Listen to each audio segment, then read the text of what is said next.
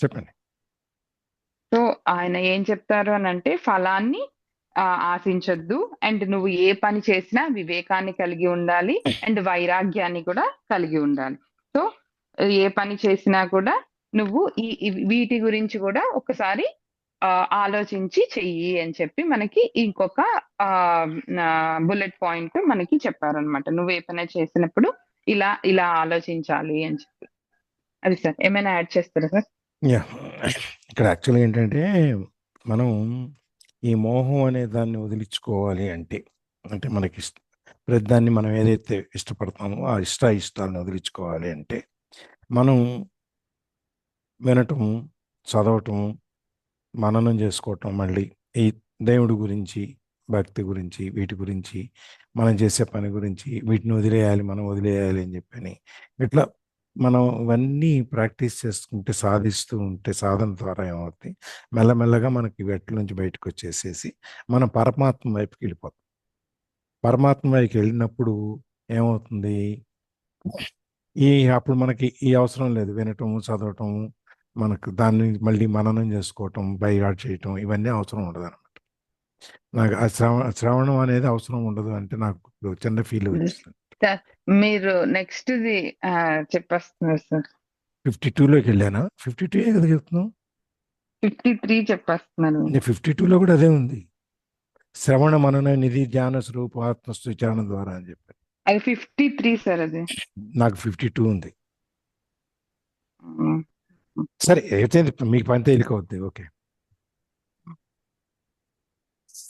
ఇది నాది నేను మోహం అన్నమాట. జ్యోతి ఇప్పుడు చెప్పింది. అయ్యో చెప్తున్నారులే అని వదిలేట్లా నన్ను. ఇప్పుడు నాకు అనిపించింది అనమాట సార్, మనం వినటము ఇవన్నీ అవసరం లేని స్థితికి మనం వెళ్ళిపోతాం అంటే నాకేమనిపించింది అంటే, ఇప్పుడు ఇక్కడ ఉన్న 12 మందిలో ఎంతమంది మనం వినకుండా ఏదో చెవిలో పెట్టుకునో లేకపోతే ఆన్ చేసి పెట్టుకునో పనులు చేసుకుంటూ తిరిగేవాడు ఉన్నారు. వీళ్ళు ఆల్రెడీ పరమాత్మ వైపు చేరిపోయారు. అంటే ఒక పిచ్చివాడు కూడా వేదాంతం చెప్తాడు, వేదాంతం మహాజ్ఞాని చెప్పే కూడా వాళ్ళందరూ వేదాంతం పిచ్చివాళ్లే. చెప్తాడు. అది అక్కడ ఎవరు ఏది అనేది మనం తెలుసుకోవాలి. అదే నేనేమంటున్నానంటే జ్ఞానం. నేనేమంటున్నానంటే పరమాత్మ చెప్పింది నువ్వు సాధన చేయటం ద్వారా వినటం, చదవటం, దాన్ని అర్థం చేసుకోవటం, మళ్ళీ పాడుకోవటం, ఇవన్నీ అవసరం ఉండదు. నువ్వు పరమాత్మను చేరతావు సాధన చేయటం వల్ల అని చెప్పారు కదా. దానివల్ల ఏమవుతుంది, శ్రవణం అనేది మళ్ళీ తర్వాత వినటం, అవన్నీ పరమాత్మను చేరుకున్నాక మనకు అవసరం ఉండవు. నేనేమంటున్నాను, మనం ఇప్పుడు ఆ స్థితికి ఆల్రెడీ వచ్చేసాం. మనలో సగం మంది పైన వినటమే చేస్తున్నారు కానీ అంటే ఆన్ చేసి ఉంటుంది కానీ వింటల్లా. అర్థమైందా నేను చెప్పింది? ఇప్పుడు మనం ఇక్కడ విన్న ఉన్నాము, కానీ అందరు వెంటనే ఇక్కడే లోపలికి ఉన్నారు వెళ్ళదు కదా సార్. సార్, ఎవరు పరమాత్మ దగ్గరికి వెళ్ళలేదుగా. వెళ్ళలేదు కానీ ఇప్పుడు వినేవాళ్ళు ఎంతమంది ఉన్నారు? ప్లస్ ఆన్ చేసేసి పని చేసుకుంటూ ఇది మోగుతుంటే పని చేసుకునే వాళ్ళు ఎంతమంది ఉన్నారు? అంటే ఉం? వింటా, నేను చేసుకుంటున్నాను, పని చేసుకుంటా వింటున్నాను సార్. అదే ఊడుస్తుంటా. తప్పదు మరి, అది కూడా చెయ్యాలి. క్యారియర్ అంటే క్యారేజ్ లేట్ అయింది, ఆఫీస్ కి లేట్ అయింది అంటా ఉంటారు కదా సార్. అదే చెప్పేది, వినటం అనే అవన్నీ మనం పరమాత్మ స్టేజ్కి చేరిపోయామని చెప్తున్నా నేను. జోక్స్ అపార్ట్, ఏంటంటే మనం ఏది చేసినా కూడా పూర్తి కాన్సన్ట్రేషన్. ప్రతి వాళ్ళకి ఒక సక్సెస్ మంత్రం ఏంటంటే వినటం. వినటంలో కూడా మనం చాలాసార్లు చెప్పుకున్నాం, ప్రతి పుస్తకంలో దాదాపు ఒక్కోసారి వస్తూనే ఉంది మనకి. ఆ వినటం అనేది ఏంటంటే వాళ్ళు ఏదో చెప్తున్నారులే, మనం దిక్కులు చూసుకుంటూ వాడు చూసుకుంటూ ఆహా అలాగా అట్లయిందా అని చెప్పుకుంటూ మళ్ళీ వాళ్ళ కష్టమో సుఖమో ఏదో చెప్పుకుంటున్నాడు. నీ దగ్గరికి ఎందుకో చెప్పుకుంటున్నాడు, నువ్వేదో సలహా చెప్తావునో లేకపోతే ఓపికగా వింటావునో, వింటే తన యొక్క భారం తగ్గిపోద్దనో ఏదో చెప్తున్నాడు. మనం వినేవాళ్ళలో ఎప్పుడు కూడా 75%, దాదాపుగా 90% దే ఆర్ నాట్ ఇంట్రెస్టెడ్. మనం చెప్పుకునేదాన్ని మనం వెళ్ళి ఎవరికైనా చెప్పుకోవాలనుకునే దాంట్లో 90%కి మనం చెప్పేదాని మీద ఇంట్రెస్ట్ ఉండదు. ఒక 5%కి ఇంట్రెస్ట్ ఉంటుంది. ఎందుకు? ఇది వినేసి మళ్ళీ జనాలందరికీ చెప్పడానికి. లాస్ట్‌లో 1% ఇంకా 9% జనానికి చెప్పడం కోసమే వింటారనమాట వీళ్ళు. ఆ 1% హాఫ్ పర్సెంటో నిజంగా నీ మీద వాళ్ళకి అభిమానం ఉందో, శ్రద్ధ ఉందో, లేకపోతే మన అనుకునో ఏదైతే అని వినేవాళ్ళు ఆ 1/2% ఎంతమందో ఉంటారు. ఇక్కడ అంటే నేను వినద్దు అని చెప్పట్లేదు సార్. నువ్వు ఏది చెప్పావని నేను వినాలి అంటలేదమ్మా. అనే నువ్వు ఆహా చెప్పావని ఒక్క నేను అంటలా. లేదు ఒక్కటి నేను కంప్లీట్ చేస్తా. ఏది వినాలి అనే జ్ఞానాన్ని కలిగి ఉండు అని చెప్పి చెప్తున్నారు అంతే. ఒకటి ఆయన అదే చెప్తున్నారు. ఏది వినాలి అనే జ్ఞానాన్ని కలిగి ఉండటం ఒకటైతే, ఏది విన్నా, ఏది చదివినా, ఏది చెప్పినా వినటం ఒకటే కాదు. ఏది చేసినా నువ్వు పూర్తి జ్ఞానంతో, పూర్తి ఎరుకతో నాతో ఇది స్వామి చేయిస్తున్నారు అనుకుని చేసి దాని ఫలితాన్ని కూడా నువ్వు స్వామికి ఎప్పుడైతే నువ్వు అర్పితం చేస్తావో అప్పుడు నువ్వు ఆ అవతల గట్టుకెళ్తావు. పర్ఫెక్ట్. ఇది అల్టిమేట్గా మాకు సమరీ ఏంటంటే, నువ్వు ఆత్మ దగ్గర నుంచి మనం ఎరుకుతో నిష్కామ కర్మ ఇవన్నీ చెప్పుకుంటూ వచ్చిన దానికి సమరీ కనుక తీసుకుంటే, నువ్వు ఈ పని నీకు ఏ తప్ప చెప్పారు? ఇప్పుడు సత్య ఉంది, వంట చేసుకోవాలి కదండి, అన్ని ప్యాకింగ్ చేసుకోవాలి కదండి అని చెయ్యి. ఆ చేసే పని మీద మా అమ్మాయి మా హర్షిత బాగా తినాలి, లేకపోతే టేస్ట్గా తినాలి, అమ్మ భలే ఉంది అని చెప్పి అనాలో ఏదో ఒక ఫీలింగ్తో మనం చేస్తాం. దాని లేదు ఈ ఆహారం వచ్చి తనకి ఆరోగ్యాన్ని ఇవ్వాలని, బాగా చదువుకోవాలని, మనకి ఇవన్నీ ఉంటాయి ఆలోచన. అవి ఎంతైతే ఉన్నాయో దాన్ని చేసేటప్పుడు నువ్వు ఎంత కాన్సన్ట్రేషన్తో, ఎంత ఫోకస్తో, ఎంత ఏకాగ్రతతో, ఎటువంటి ఒక కణం ఉప్పు ఎక్కువ వేయకుండా, ఒక కణం కారం తక్కువ వేయకుండా నువ్వు ఏ విధంగా అయితే పూర్తి కాన్సన్ట్రేషన్ దాని మీద పెడతావో దాని ఫలితం హర్షిత తిన్నదా లేకపోతే తనకి ఇష్టపడిందా, వంటికి పట్టిందా లేదా అనేది కృష్ణ. సార్ సారీ సార్, మీ వాయిస్ నాకు అసలు వినబడట్లేదు, చాలా స్లోగా వినబడుతుంది. సావిత్రి చాలా మేడంది నేను క్లియర్ గా బాగా ఉందండి. వినబడింది, జ్యోతిది కూడా బాగా వినబడుతుంది. జ్యోతి గొంతు కొంచెం సార్ది కూడా పెద్దది. క్లియర్. సార్ది నాకు స్లోగా ఇప్పుడు కాదు, నేను ఎప్పుడు విన్నా అట్లా అనిపిస్తుంది ఈ మధ్య, అందుకే అడుగుదాం ఒకసారి అని. ఇది స్పీకర్ మైకు నేను నోటి దగ్గర పెట్టుకొని మాట్లాడుతున్నాను. మీరు సిస్టమ్ దానికేనా చూడండి ఒకసారి. అందరికా మరి, అందరికి ఓకేనా నా ఒక్కదాని? మాకు మాకు ఓకే ఇయర్ అండి. ఫోన్స్ మాకు ట్రై ఓకే చేయండి. అండి, వినిపిస్తుంది. బాగా వస్తుందండి. Okay okay ear phones try చేయండి మేడం, వినపడకపోతే అప్పుడు మీకు క్లియర్ గా ఉంటుంది. Okay okay. ఓకే, సో మనం ఏ నెక్స్ట్ పని దానికి చేసి వెళ్ళిపోదాం. ఇంకా టైం టైం 6:20 అయిపోయింది. 20. సో, మనం అందుకే లాస్ట్ ఇది అయిపోతే నెక్స్ట్ స్థిత ప్రజ్ఞ గురించి వచ్చేస్తుంది. ఒక్కటి ఇంకొకటి టైం పడుతుంది. అది నువ్వు వదలవు. ఈ ఒక్కటి వదిలేస్తాం తొందర. వదలవు, శ్లోకం వదలడానికి టైం పడుతుంది. ఎప్పుడైతే మనం ఏ పని ఏం చేస్తుంది దాని ఫలితాన్ని ఆయనకి అప్పచెప్తాము. మనం అనుకుంటాం చాలామంది, మనం ఇంత పుణ్యం చేస్తున్నాం కదా, మనం చేసే పాపాలన్నీ తుడుచుకుపోతాయని. తుడుచుకుపోతాయా? పోవు. పాపం అకౌంట్ పాపమే, పుణ్యం అకౌంట్ పుణ్యమే. ఇది సెట్ ఆఫ్ అవ్వదు. మనం చేసిన కర్మ అది ఏదైతే ఉందో బంగారు ఆ గొలుసు, కర్మ ఇది ఇనుము గొలుసు. అంతే. మనం చేసిన నువ్వు కర్మ ఏది ఏదైతే పెట్టింది ఉందో అదే. ఆ కర్మ ఫలితాన్ని మంచి అయినా చెడైనా సరే అనుభవించాల్సిందే. మంచి కర్మతో చెడు కర్మని మనం తోసేసాం ప్లస్ మైనస్ పోదు. ప్లస్ మైనస్ ఇక్కడ అవ్వదు.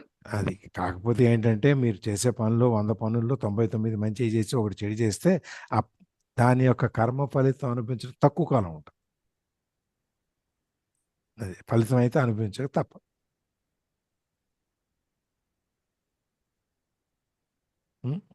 మళ్ళీ రేపు క్లాస్ తీసుకోండి. అలాగే సార్. లలిత రేపు కూడా Jyothi class. Okay okay sir. So ఇక్కడ ఆపేద్దాం మనం. ఇంకేమన్నా ఎవరైనా షేరింగ్స్ ఉన్నాయా అండి? డౌట్స్ కానీ షేరింగ్స్ కానీ? ఇక్కడ కొత్త వర్డ్ వచ్చి మోహం సార్. ఈ మోహం నుంచి మనం బయటపడితే అప్పుడు మనకి వైరాగ్యం వస్తుంది అన్నట్టు చెప్తున్నారు అన్నమాట. అంతే. మోహం అనే దాంట్లో నుంచి బయటికి రావాలి అంటే చాలా కష్టమైన విషయం. ఇప్పుడు పొద్దున్న 5ంటికి లేచి ఇక్కడికి రాకపోతే కూడా ఏదో మిస్ అయినట్టు ఫీల్ అవుతాను చూసారా, అది కూడా మోహమే. ఆ మోహంలో కూడా మంచి మోహం, చెడు మోహం.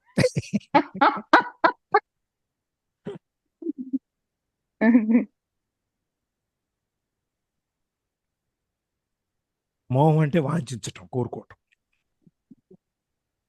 అది ఏదైనా అవ్వచ్చు.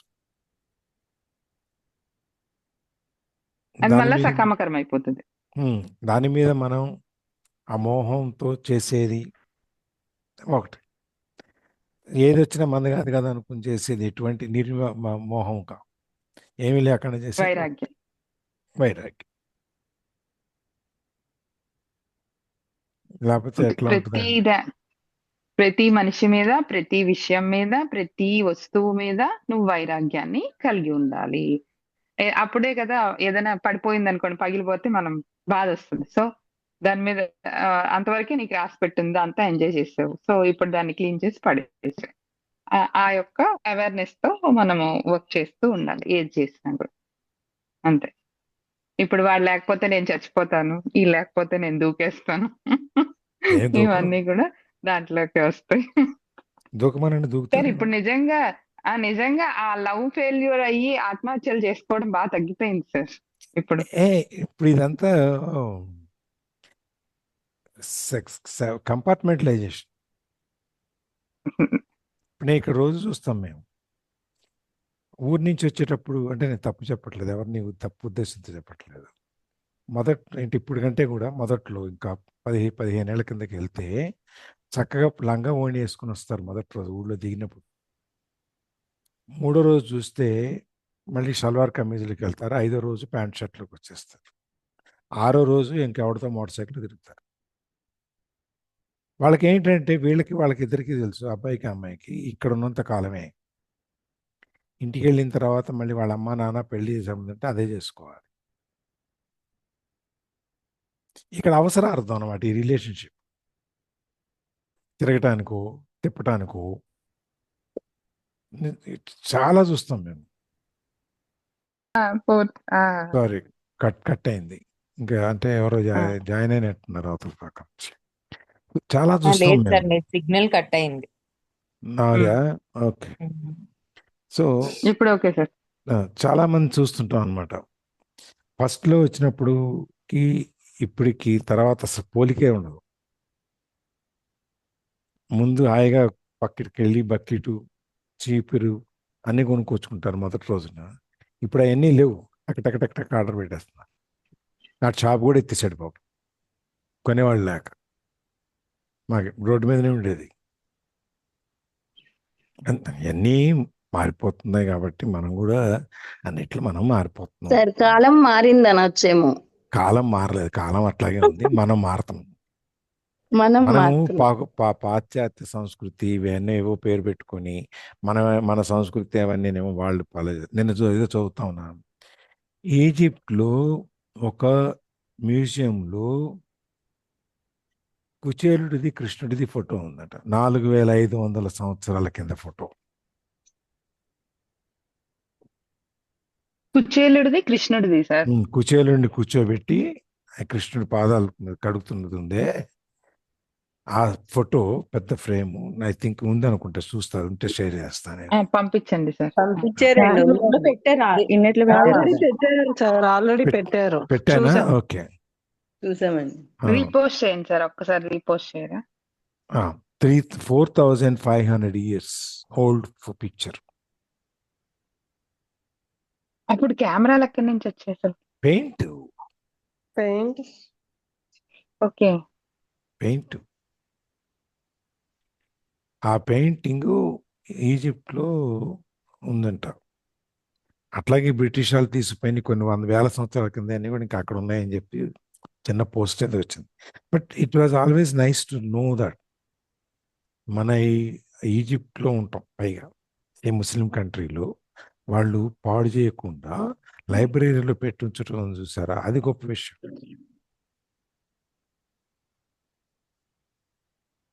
దాన్ని వెంటనే షేర్ చేసినట్టున్నా చూడంగానే అది నేను.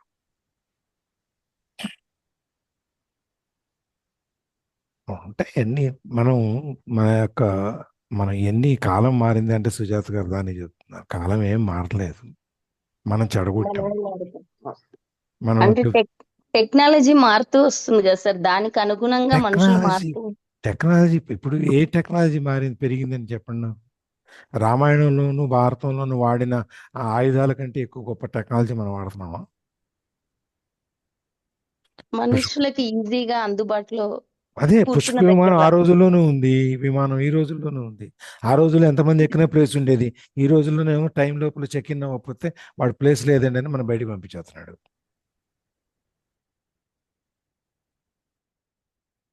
ఓవర్ బుక్డ్ అండి అని చెప్పని.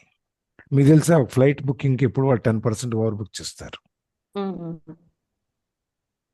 లాస్ట్లో వచ్చేవాళ్ళు సీట్లు ఉండవు, అందుకని చెక్ ఇన్ అవ్వకపోతే. వీళ్ళందరూ వచ్చేస్తే అప్పుడు ఏం చేస్తారు సార్? లేదని చెప్తాడు లాస్ట్లో వచ్చినాడికి. నేను ఎక్స్పీరియన్స్ చేశాను. నేను దుబాయ్ వెళ్ళాను, నేను చెక్ ఇన్ చేసుకోవాలంట, ముందే చేసుకోలేదు. నేను కొన్నప్పుడే చేసుకోవాలట, చేసుకోలేదు. నేను ఆ టైంకి వెళ్తే సారీ నో ప్లేస్ అన్నాడు. నేను మళ్ళీ వెనక్కి వచ్చి ఆ రోజంతా ఎక్స్ట్రా ఉండి మళ్ళీ వేరే ఫ్లైట్ బుక్ చేసుకుని మళ్ళీ వెళ్ళాల్సి వచ్చింది. అది నాకు మామూలు 3 గంటల ప్రయాణం, I took me 18 hours. Qatar వచ్చి డబ్బులు ఖతార్లో ఇచ్చేస్తాడా 8 సార్ గంటలు అప్పుడు? వెయిటింగ్. డబ్బులు ఇవ్వడు. డబ్బులు ఇస్తాడా? ఆ, లేట్గా వచ్చేది దబ్బే అన్నాడు. వేరే ఫ్లైట్కి అరేంజ్ చేస్తాడు అంతే. నెక్స్ట్ డే వేరే ఫ్లైట్కి నాకు అరేంజ్ చేశాడు. ఆ వేరే ఫ్లైట్లో ఖతార్ వచ్చి ఖతార్లో 8 గంటలు వెయిటింగ్ నెక్స్ట్ ఫ్లైట్ కోసం. దుబాయ్ నుంచి ఖతార్కి 30 గంట, ఖతార్ నుంచి ఇండియాకి 2 గంటలు. ఈ 3 గంటల కోసం ఐ స్పెంట్ 18 hours. నాకు మళ్ళీ వెనక్కి వెళ్తే రూమ్ దొరకదు. ఏదో ఒక రూమ్ దొరికింది ఎక్కడో ఆ హోటల్లో $100. మళ్ళీ భోజనం ఖర్చు, స్టే, ఎన్ని, ఎంత టెన్షన్ వచ్చి కాకు. వాళ్ళు ఓవర్ బుక్ చేస్తారు. మన పుష్ప విమానంలో అందుకే అవన్నీ వెబ్ లేవు. చెక్ ఇన్ ఆప్షన్ ఇస్తారేమో. ఇప్పుడు వచ్చినాయి. నేను చెప్పేది ఇప్పుడు 15 ఏళ్ళ కింద. అప్పుడు వెబ్ చెక్కింగ్లు ఏమి లేవు. డైరెక్ట్గా బుక్ చేసేటప్పుడే ఆ ఏజెంట్ చెప్తే వాడు బుక్ చెక్కింగ్ చేసేస్తాడు. అవి మనకు తెలియదు. పుష్ప విమానంలో ఏం లేవు, ఎంతమంది ఎక్కినా ప్లేస్ ఉంటుంది. టెక్నాలజీ ఇప్పుడు కొత్తగా వచ్చిన టెక్నాలజీ ఉంది, ఏం లేదు. ఇప్పుడు ఆ భారతంలో మనం వాడిన ఆయుధాలు ఏవైతే ఉన్నాయో వాటిని రీసెర్చ్ చేసి వాటిని కనిపెడుతున్నారు, ఇప్పుడు బయటికి తీసుకొస్తున్నారు. మనం దీంట్లో చదివాం కదా, అబ్దుల్ కలాం దాంట్లో. నేను ఎక్కడ చదివాను సార్, రెండో ప్రపంచ యుద్ధంలో మన వాళ్ళు అనమాట, ఆంధ్ర నుంచే ఒక పండితుడు ఆయన్ని తీసుకొని వెళ్ళి సంస్కృత భాషలో ఉన్న జర్మనీ వాళ్ళు, ఆయన పేరేంటి, రామదాస్ శర్మ ఏదో ఉంది ఆయన పేరు, మనకు దీంట్లో వచ్చింది. ఆయన తీసుకెళ్ళినప్పుడు వాటన్నిటిని అట్లా చేయాలి. టెక్నాలజీ మన దగ్గరే ఉంది, ఎక్కడా లేదు. ఇప్పుడు మనం అబ్దుల్ కలాం దాంట్లో బుక్ లో చదవాలా, మా అమెరికాలో ఎక్కడో ఒక ఐలాండ్ లో మన టిప్పు సుల్తాన్ ఫోటో ఉండి ఆ రోజుల్లోనే ఫిరంగులు పేల్చడం వాటి గురించి ఫోటో వేసి ఉంటుందని చెప్పి మనం చదవాలా? ఆటం బాంబు గురించి ఆ రోజే ఉందని. ఏ బుక్ సుకన్యది? అబ్దుల్ కలాం. అదేంటి బుక్ పేరు, మనం చదివాం కదా, wings of fire. Wings of fire.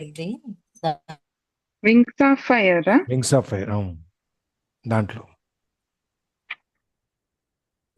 అన్నీ ఉన్నాయండి.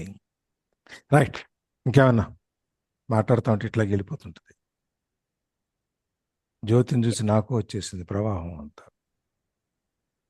కాళిదాస్ గారు లలిత రాలేదని చెప్పి మీరు తీసుకున్నట్టు వచ్చేసింది. లలిత ఉంది, ప్రవాహంలోకి లలిత యాడ్ అవ్వలేదని మీరు తీసుకున్నారని. కాళిదాస్ గారిని చూస్తే కవిత్వం వచ్చిందంట. నాకు కూడా ప్రవాహం వచ్చేస్తుంది. సార్ వినాలి కదా సార్, మనం నేర్చుకోవద్దే ఏంటి, మాకు నేర్పాలి కదా. అసలు రోజు మీదే ఈ పాత్ర. కాకపోతే ఏంటంటే మీరు సైలెంట్ గా ఉండి వెనకమాల శ్రీరామ రక్షలా మాకు ఉంటున్నారు అనేసి మేము వెళ్ళిపోతున్నాం అంతే. రికార్డింగ్ ఎవరైనా ఆపేస్తున్నాను. జేసీ అండి? క్లోజింగ్ ప్రేయర్ చదివేయమ్మా. Ending prayer. యోగేశం సచ్చిదానందం వాసుదేవం వ్రజప్రియం ధర్మ సంస్థాపకం వీరం కృష్ణం వందే జగద్గురుం. కృష్ణం వందే జగద్గురుం. సర్వం శ్రీకృష్ణార్పణమస్తు.